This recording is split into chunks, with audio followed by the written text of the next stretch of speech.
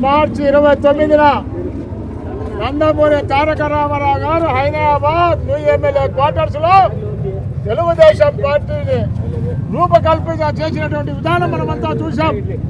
ఆ రోజు నుంచి ఈ రోజు వరకు తెలుగుదేశం పార్టీ ఎంతో మంది దీన్ని కాల రాస్తాం, దీన్ని మట్టు పెడతాం అని చెప్పినటువంటి నాయకులు గాలిలో కలిసిపోయారు తప్ప తెలుగుదేశం పార్టీని ఏమి చేయలేకపోయినని చెప్పి తెలియజేస్తా ఉంటాం.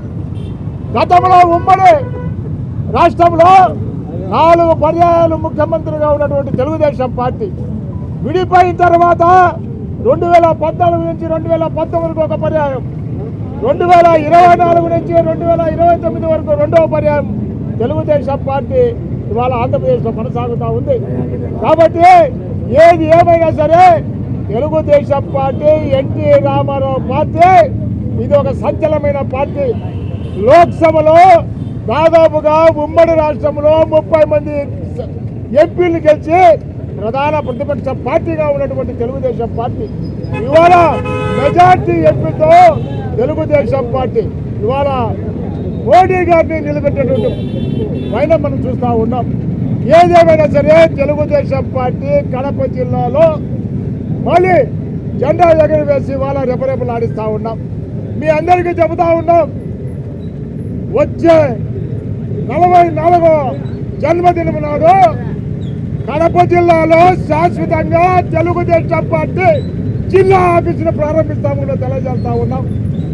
రేపు 11వ తేదీన మన గౌరవ ముఖ్యమంత్రి నారా చంద్రబాబు నాయుడుతో దాన్ని శంకుస్థాపన చేసేదాన్ని కూడా మేము అనుమతి తీసుకుంటామని కూడా తెలియజేస్తా ఉన్నాం. కాబట్టి అందరికీ కార్యకర్తలందరికీ కూడా ఇదొక పండగ. తెలుగుదేశం పార్టీ ఆవిర్భావం అంటే ఒక పండగ. మనం చూసినాం 2019 నుంచి 2024 వరకు ఒక సైకో ఈ రాష్ట్రాన్ని పాలిస్తే కడప జిల్లాలో ఏ కార్యకర్త కూడా వెనకంజ వేయకుండా ముందుకు వెళ్ళి సునామీని సృష్టించినామని చెప్పి తెలియజేస్తా ఉన్నాం.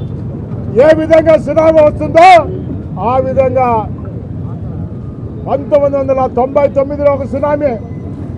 ఆ రోజు కాంగ్రెస్ పార్టీకి ప్రధాన ప్రతిపక్ష కూడా హోదా రాలేదు.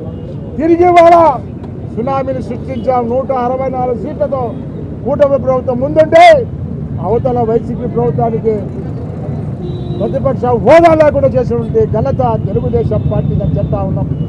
కాబట్టి రాబోయే కాలంలో ఎవరైనా సరే తెలుగుదేశం పార్టీని అందం చూడాలంటే మీరే భస్మీలం అయిపోతారు, మీరే కాలరోగులు పోతారు. కాబట్టి తెలుగుదేశం పార్టీ సజీవమైన పార్టీ. కాబట్టి దీని జోలికి వస్తే మీరు భస్మీమలం అవుతారు. కాబట్టి ఏదేమైనా సరే రాబోయే 44వ జన్మ దినం నాడు తెలుగుదేశం పార్టీ కడప జిల్లా ఆఫీసు కూడా ప్రారంభమైందని చెప్పి తెలియజేస్తా ఉన్నాం. లెజెండ్ గోవర్ధన్ రెడ్డి గారికి జై.